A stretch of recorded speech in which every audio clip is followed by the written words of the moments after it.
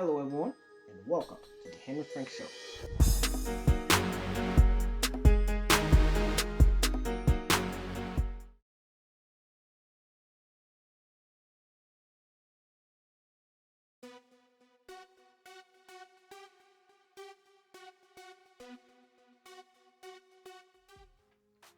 Hello, everyone, and welcome to the Henry Frank Show.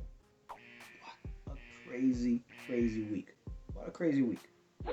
If you've been following the stock market, or perhaps may have read about the stock market, you may have heard of GameStop, you may have heard of Robinhood, AMC, American Airlines, and so forth. What is the focus point?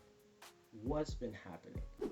So about 2 to 3 weeks ago, GameStop, the stock itself, was trading at around $20 a share, and just this week, it even hit as high as over $400 a share. Now, why did the stock went from $20 a share 2 weeks ago to $400? It's not because GameStop is giving free PS5 or anything crazy like that. What happened is, on the social media platform Reddit, there's a group forum from Wall Street Bets. There's a lot of investors on there who post ideas, their trades. Some hedge funds, such as Melvin Capital and others, who took a short position against main companies such as GameStop, AMC. Now, for those who are not too familiar with the term shorting, essentially, shorting is when hedge funds, for example, can borrow stock,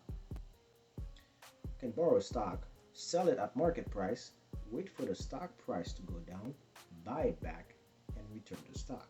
So essentially, the way they make money is from the price difference from the amount they sold it and the lower price they bought it back. So let's say they sold it at $100 and the stock lose value, they buy it back, let's say at 60. So that difference of $40, that's their profit. And then they just give the stock right back to the company or the market and so forth. That's shorting. Now, shorting is something that hedge funds can do, and not really retail investors like you and I. And really, for us, it's typically just buying low, sell high. That's the concept for us.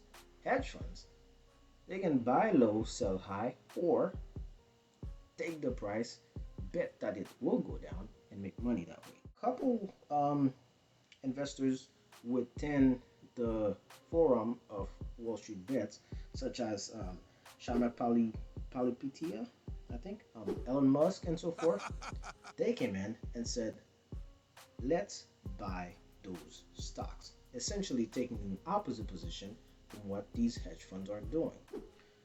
By having a lot of retail investors buying that stock, so GameStop see a spike in the volume of the purchase of shares, which essentially translates to the stock gaining value. Now, instead of the price going down as the bet these hedge funds took, the price surged. It became popular that GameStop is gaining value. A lot of investors are getting on it. And again, you don't have to have a large amount of money to get in. For instance, if you're using platforms such as Robinhood, which allows investors to purchase partial shares, for instance. So you don't have to buy the full share. You want to put $1, you want to put $5, you can essentially buy partial shares of these companies. When that happens, because the stock went from 20 to 300 that quick, and the volume of trades is causing that, this is something that typically will create a high market volatility. I'm personally a fundamental trader. To be honest, if you put me 2 weeks ago and said, pick that stock, it's gonna go huge and that's the next stock, honestly, I would probably look at the business model of GameStop. I love GameStop as a company. I play video games. I purchase games over there. But fundamentally, the company, their revenue is down. They're on the brink of filing for bankruptcy. With that being said, it spiked in volume in the trades. So platforms like Robinhood or TD Ameritrade and others, they actually pumped the brake from retail investors to purchase the stock. That created chaos. That created chaos. On one side, the retail investors are saying, you know what? When these big hedge funds are doing or taking short positions or they're making crazy moves behind closed doors, us retail investors, we a lot of times we don't even know about it. But they're making their big money and we can take a cut from the pie, right?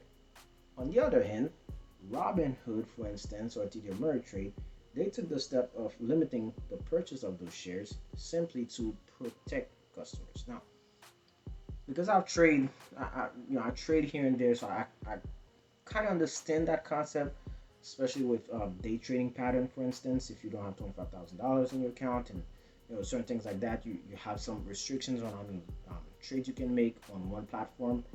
But on the other hand, you know, I do understand the claim also that the big guys, they can do something. When it goes wrong, these platforms are stopping retail investors from taking part of it, right? I'm focused on fundamentals for any type of trade that I take, right? It has to make sense to me.